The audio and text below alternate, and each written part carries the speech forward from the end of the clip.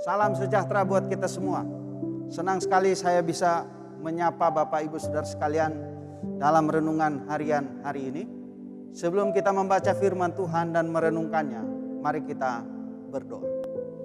Bapa di sorga, kami mengucap syukur kepadamu.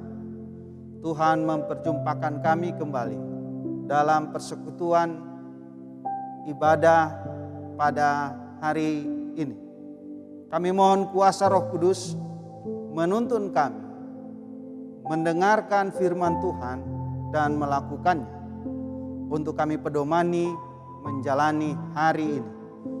Kami sedia membaca, merenungkan dan melakukan firman-Mu ya Tuhan, dalam nama Tuhan Yesus Kristus. Amin.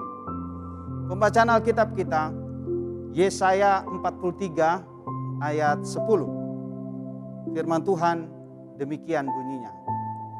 Kamu inilah saksi-saksiku, demikianlah firman Tuhan. Dan hambaku yang telah kupilih, supaya kamu tahu dan percaya kepadaku, dan mengerti bahwa aku tetap Dia. Sebelum aku tidak ada Allah dibentuk, dan sesudah aku tidak akan ada lagi. Tema renungan kita hari ini ialah saksi-saksi Tuhan. Bapak Ibu, saudara-saudara yang Tuhan Yesus kasihi.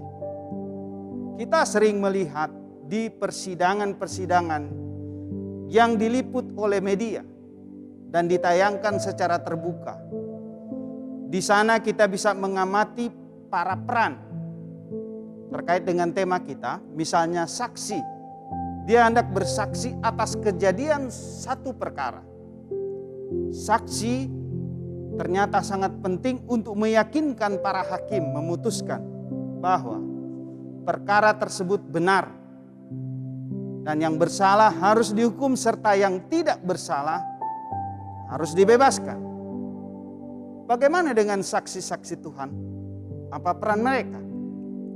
Peran mereka menyampaikan apa yang mereka lihat dan apa yang mereka dengar tentang perbuatan-perbuatan besar yang telah dilakukan Tuhan. Saudara-saudara, para nabi disebut saksi Tuhan untuk menyampaikan kebenaran firman Tuhan kepada umat. Bandingkan dengan apa yang dikatakan pada Injil Lukas 16 ayat 29.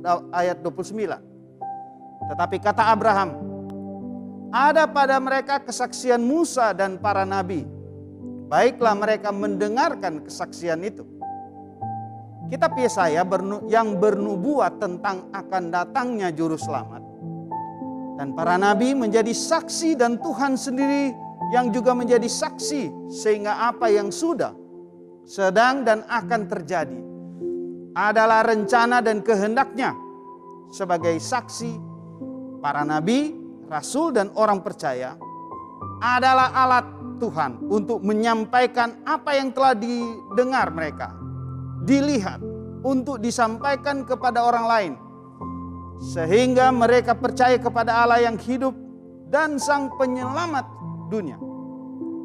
Tuhan memakai para nabi atau orang percaya sebagai alat untuk memberitakan perbuatan-perbuatan besar dari Allah.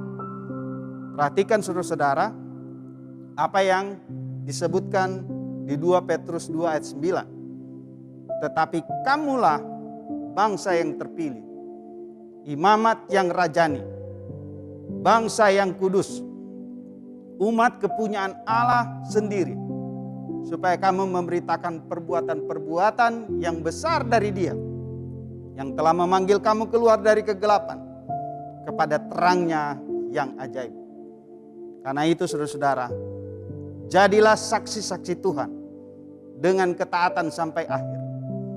Mintalah kepadanya untuk diberi kekuatan dan kemampuan melakukan pemberitaan, memberitakan perbuatan-perbuatan besar dari Allah. NKB 200.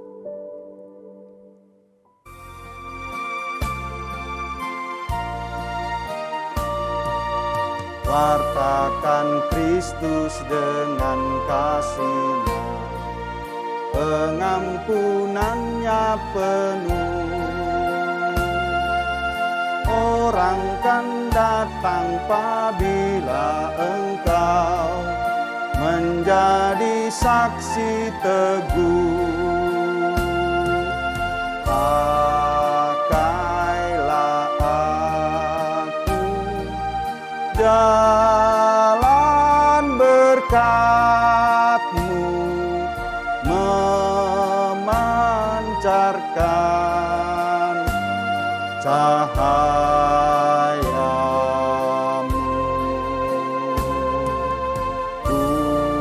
Buatlah aku saluran berkat bagi siapa yang risau penat.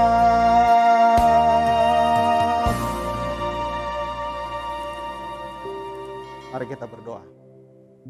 Kami mengucap syukur Tuhan karena Tuhan memakai para nabi, rasul dan orang-orang percaya di masa lampau sehingga kami dapat menikmati keselamatan.